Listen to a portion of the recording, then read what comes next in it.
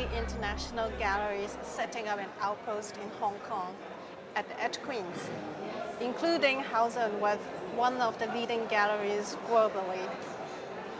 And the inaugurational exhibition is by American artist Mark Burford. We had an interview with him also at CoBo.com. So make sure that you check out our video and to see the exhibition right now at Queen's.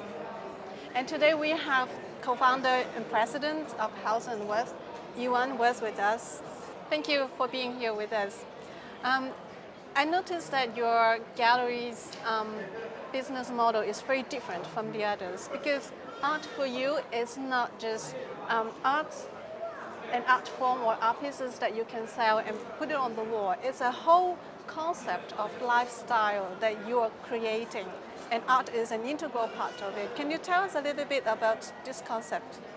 Well, I'm not sure I like the word lifestyle, because at the core of everything we do, is art. But I would maybe talk of experiences. And what we have created because we had to is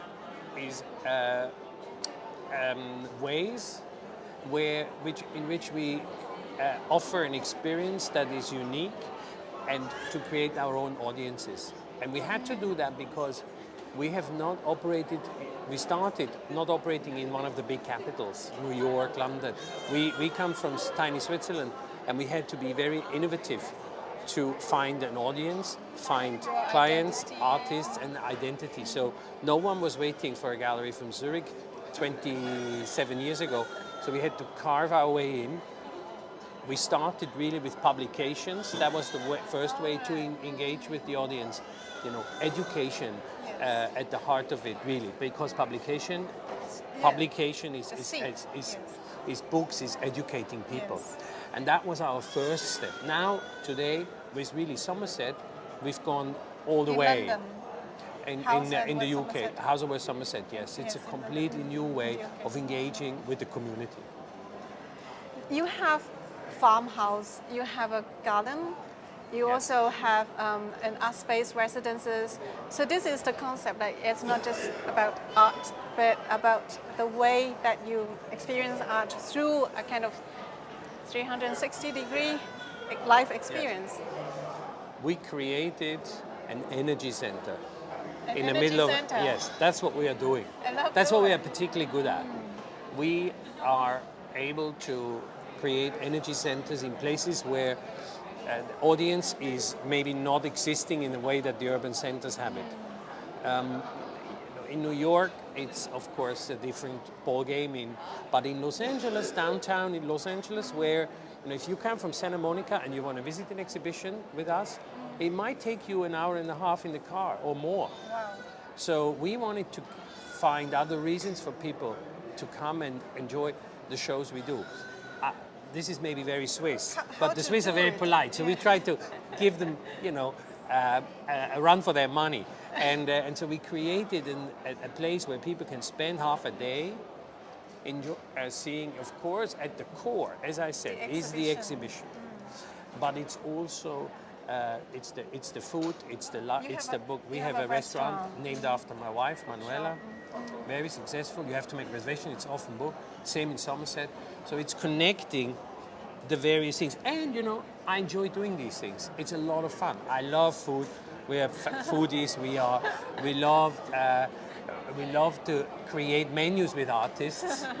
We love to bring the artist together with the chef, and all these things. Creativity happens in many ways.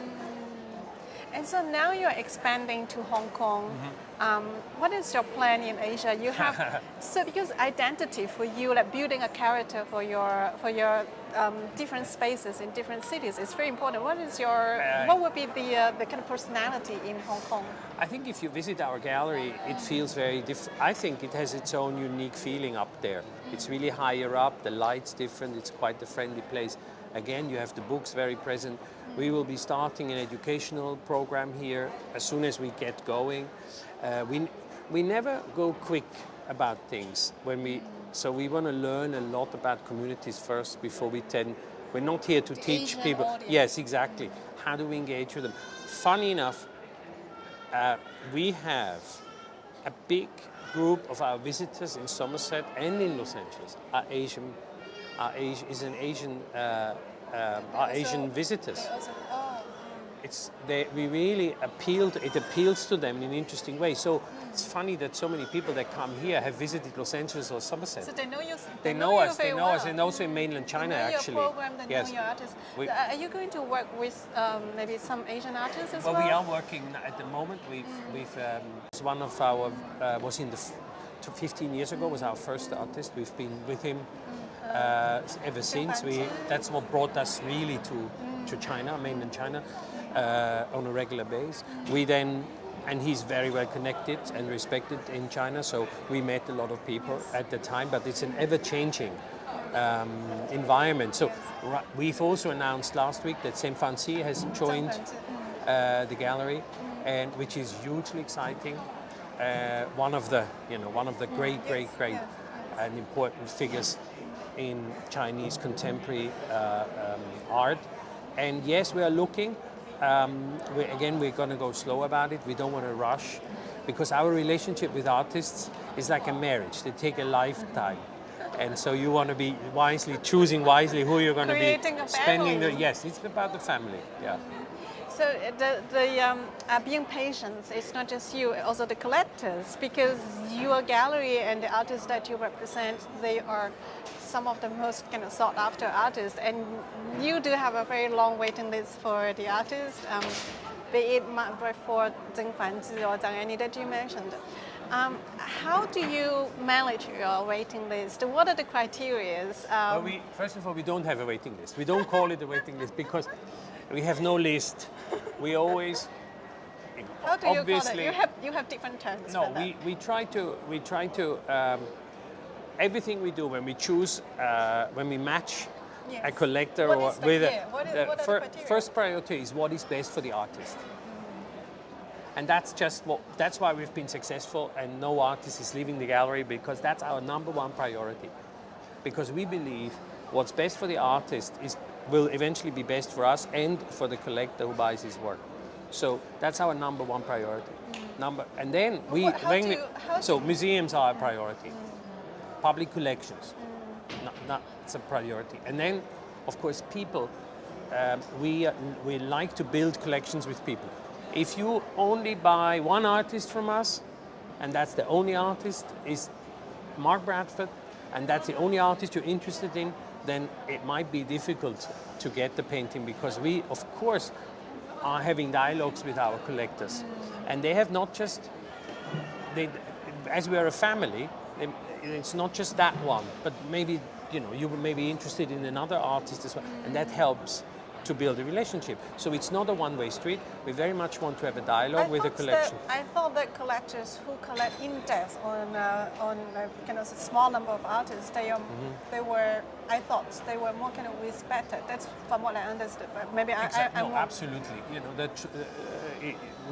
That's what I mean when I say we're into building collections. We really like to be part of that dialogue with the collector, and that is in depth and width. Could be wider or it can be deeper, but it's that dialogue, that depth that we're after, and so there are no waiting lists. If you bring something to Mark Bradford that's interesting to the work to be seen, and funny. We have, out of the 12 paintings we had, 11 went to Asian collections. So we really wanted them here. And in some cases, it was a new relationship. So we're very open. But we were strongly convinced that that's the best thing we can do for Mark. So it's a really intelligent decision to move to Hong Kong. Thank you very much. And we look forward to a rich program from your gallery. Thank you very much for joining us. Ladies and gentlemen, make sure that you visit Hauser Wirth at Queen's. Thank you. Thank you very much.